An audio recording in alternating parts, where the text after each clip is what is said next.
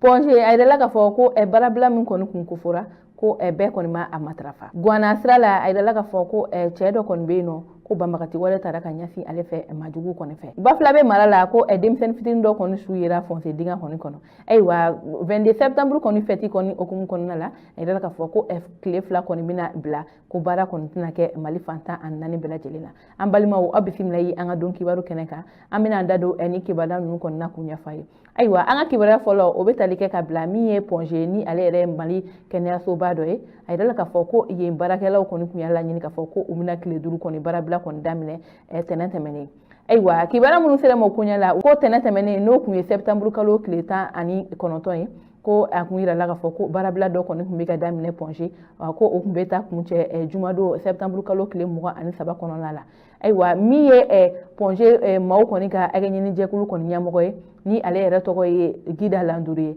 ale ka kuma kɔnɔna la a y'a yɛrɛ ka fɔ ko ani ni barabila ninnu kɔni tɛ dɔwɛrɛ o de y'o ka fɔ ko u ka laɲini dɔw kɔni bɛ yen nɔ ko olu kɔni ka o laɲini ninnu kɔni ma ɲɛnabɔ ko o de hukumu na olu b'a yira ka fɔ k'u bɛna ni tile 5 barabila ninnu kɛ ayiwa a ka kuma kɔnɔna la a y'a yira ka fɔ ko u ka laɲini kɔni tɛ dɔwɛrɛ o de ye ka fɔ ko u baarakɛɲɔgɔn dɔ kɔni bɛ yen nɔ ko o kɔni tun bɛ éponger ko o bɔra place la ko ka taa gouvernoria la ko o kɔni a ma kɛ sariya kɔni hukumu kɔnɔna la ani o tɛmɛnen ka bɔ yen a y'a yira ka fɔ ko san 2006 kɔnɔna la ani san 2011 kɔnɔna la ko musaka minɛla pongeka dɔw la maa minnu bɛ baara kɛ ponge ko musaka dɔw minɛla u la ko ka sababu kɛ ko dugukolo kɔni bɛna d'u ma ayiwa k'a minɛla maa minnu na a caman yɛrɛ bɛ retraite la bi ko nka an bɛ wagati min na ko bi ko u ka dugukolo ma d'u ma wa kunkan kɔni tɛ ka bɔ ko wa ko kunkan tɛ ka fɔ a wariko kɔni na ko olu bɛ fɛ ni dugukolo kɔni tɛ ka d'u ma u k'u ka musaka kɔni nasegin u ma ani n'o tɛmɛnen ka bɔ yen ko dialyse mina kɔni tɛ éponger ko ni banabagatɔw kɔni taara ko n'u bɛ taa dialyse kɔni kɛ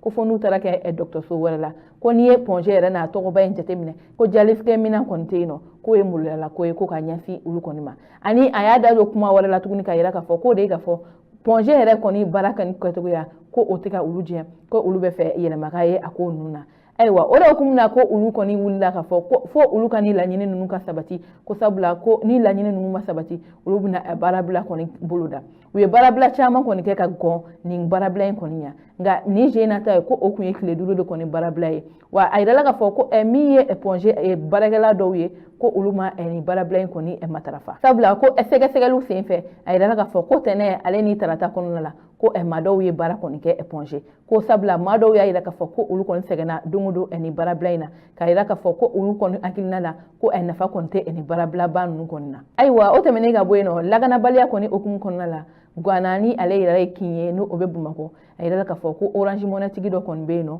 ko o fagara majugu kɔni fɛ ayiwa kibaruya minnu sera ma olu y'a yirana ka fɔ ko septembre kalo tile 12 kɔnɔna la ko nin ye an balimakɛ dɔ ni ale yɛrɛ tɔgɔ ye Musa Danbele ko ale ye baarakɛla ye kɛn yɛrɛ ye baarakɛla don ko Orange Money kɔni a b'o kɛ ani min ye ka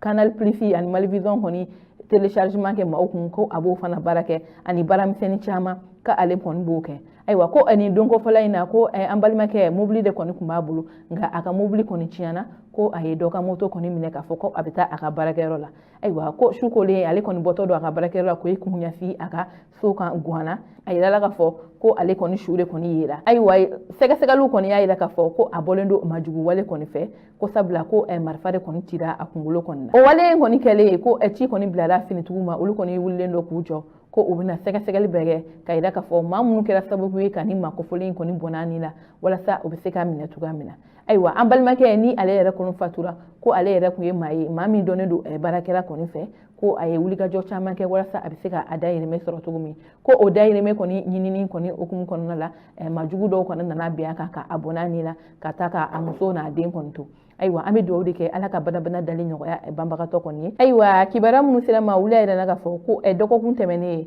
gunfa kɔni commune na ni ale bɛ Bafilabe cercle la ko dugu dɔ kɔni bɛ yen nɔ ko ni denmisɛnnin fitinin min yɛrɛ si bɛ taa san 10 kɔni bɔ ɲɔgɔn kɔ kɔni na ko a n'a tuɲɔgɔnw de kɔni kun taara wula kɔnɔna la ayiwa ko olu kɔni bɛ u ka wula kɔnɔna taga in kɔni na ko ni funankɛnin kɔni tununa a tɛ ɲɔgɔn na ɲininiw kɔni bilala sen na walasa ale bɛ se ka ye cogoya min na ko bɔ taara kɛ ale kɔni su kan fonse dingɛ dɔ kɔni kɔnɔ maa kɔni t'a dɔn mun y'a se walima a binna a yɛrɛ ma de fonse dingɛ kɔnɔ nka ko ale kɔni su de kɔni yera an bɛ wagati min na ko bi ale kɔni jɛnaja kɔni kɛra yen mɔgɔw kɔni fɛ ayiwa kibaruya kuncɛ la kibara min b'an bolo ka da kulo kan o de ka fɔ Mali ka yɛrɛma hɔrɔnya tali kɔni ɲɛnajɛ kɔni na a yirala k'a fɔ ko tile 2 kɔni bilalen don ko baara kɔni tɛ kɛ Mali fantan ani 4 bɛɛ lajɛlen kɔni na. Ayiwa kibara minnu sera ma o kunya la olu y'a yirala k'a fɔ ko bi minisiri min sigilen bɛ baarako kɔni hukumu kunna ale ye sɛbɛn bɔ sɛbɛn min kɔnɔna la n'a y'a yira k'a fɔ ko tile 2 kɔni bɛ yen nɔ ko baara kɔni tɛna kɛ o la an fɛ yen nɔ. Ayiwa o kɔni tɛ dɔwɛrɛ o de ye k'a fɔ sini alamisa ni o ye septembre kalo tile 22 ye ani juma septembre kalo tile 23 ko baara kɔni tɛna kɛ Mali fantan ani 4 bɛɛ lajɛlen la ko ka sababu kɛ Mali kɔni ka yɛrɛma hɔrɔnya kɔni tali kɔni ɲɛnajɛw kɔni na. Ayiwa an b'a yirala k'a fɔ ko nin bɛna kɛ Mali kɔni ale ka yɛrɛma hɔrɔnya tali ni bi cɛ ko a bɛ san 62 kɔni bɔ ɲɔgɔn kɔ kɔni na o ɲɛnajɛ de kɔni bɛ ka kɛ sini. Ayiwa ko o ɲɛnajɛ hukumu kɔnɔna la ko ni tile 2 ninnu kɔni na ko baara kɔni tɛna kɛ ko c'est chômé et payé o de ye k'a fɔ ko baara tɛ kɛ nka a bɛ sara maaw kɔni ye. Ayiwa ko o de kun lase kɔni kun bɛ nin sɛbɛn in kɔni kɔnɔna la ka ɲɛsin bɛɛ lajɛlen kɔni ma. Ayiwa an balimaw ni ne kɔni kun ye an ka bi don kibaru ye ka da o kulo kan aw ni ce aw ka kulumajɔ la aw k'an bɛn an ka don kibaru wɛrɛ kɔni kɔnɔ.